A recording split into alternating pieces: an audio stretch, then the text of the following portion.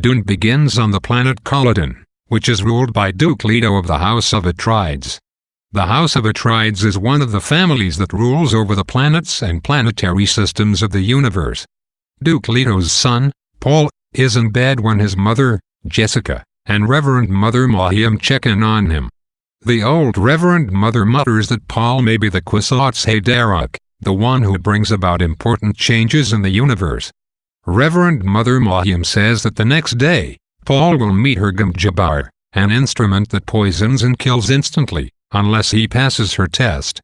To test whether Paul is human, the Reverend Mother Mahiam has him put his hand into a small box. The box brings great pain to Paul, but he knows that if he moves, the Reverend Mother Mahiam will stab him with the Gumjabar. He passes Mahiam's test, which means he is a human being and not an animal. He then discovers that Jessica took the same test long ago. The Reverend Mother was her teacher at the Bene Gesserit school. The two women reveal to Paul that something terrible will soon happen to the House of Atreides and that his father will die. The two women tell Paul that the Duke's death will happen soon after the Atreides move to Arrakis, the desert planet, now ruled by the Atreides' mortal enemies, the Harkonnens. On another planet, the fat Baron Harkonnen reveals his plot to his nephew Phaedrotha and his servant, Pater, a Mentat, a person who thinks using logic and no emotions. The Baron has maneuvered the Emperor, the leader of the universe, into giving the planet Arrakis to the Atreides in exchange for the planet Caladan. Though Arrakis is a desert planet and Caladan a lush one, this trade does not seem good for the Baron. Arrakis is rich in melange, a drug and spice that is an addiction for millions of people throughout the galaxy. The Baron has arranged this trade because he plans to kill Duke Leto and all his family once they are on Arrakis by using one of their own people to betray them. Pater trades barbs with his fat master as Phaedrotha looks on passively. Back on the planet Caladan, the Reverend Mother Mahiam confronts Jessica and asks her why she did not have a girl, in accord with the Bene Gesserit's orders. Jessica replies that she did so because the Duke wanted a son, an heir, very badly.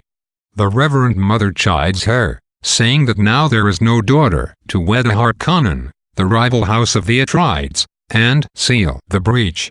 Jessica and the Reverend Mother both know that the planet Arrakis is already lost and that the Duke is as good as dead. They talk to Paul, and he recites a dream he had in which he met a girl who calls him Usul. Later, Paul meets Thufir Hawat, the Duke's main strategist, in the training room. Hawat warns Paul of the dangers he will face on Arrakis, but he tries to dispel Paul's fears that his father would be killed. He also mentions the Fremen, the native inhabitants of Arrakis. Hawat explains that the Fremen are a tough, resilient people, and they will have to be dealt with in some way by the Atreides. After Hawat leaves, Gurney Halleck, the Duke's war master, appears and challenges Paul to a training duel. Paul fights well, but Halleck makes the battle difficult for him, since he knows that Paul may actually have to fight someone soon. Finally, Paul meets with Dr. Yu, a doctor of the Atreides, who gives him some information about the life forms on Arrakis, including the planet's sandworms. Within the first few pages, Dune buries us in an avalanche of names, people, places, things, and concepts. Many of these new terms are explained, but many are not. We are forced either to wait until they are explained or try to figure things out using context clues. Most editions of Dune contain a glossary in the back, but it is not exhaustive, and there was no glossary when Dune was published serially in Startling Stories magazine in the early 1960s. It is comforting to realize that once we finish the book, almost everything makes sense. A second reading of Dune, particularly after reading the appendices, is often as enjoyable as the first, since we are then more aware of the implications of each event, small and large. The novel immediately introduces us to Paul Atreides, who is the novel's main character. Although Paul is 15 years old when the story begins, he never seems to act like a child or even a teenager. When the Reverend Mother tests him, he shows some mild arrogance and petulance, but no more than any adult undergoing such a test would. Paul's success with the test and his resistance to a great amount of pain make him seem even older.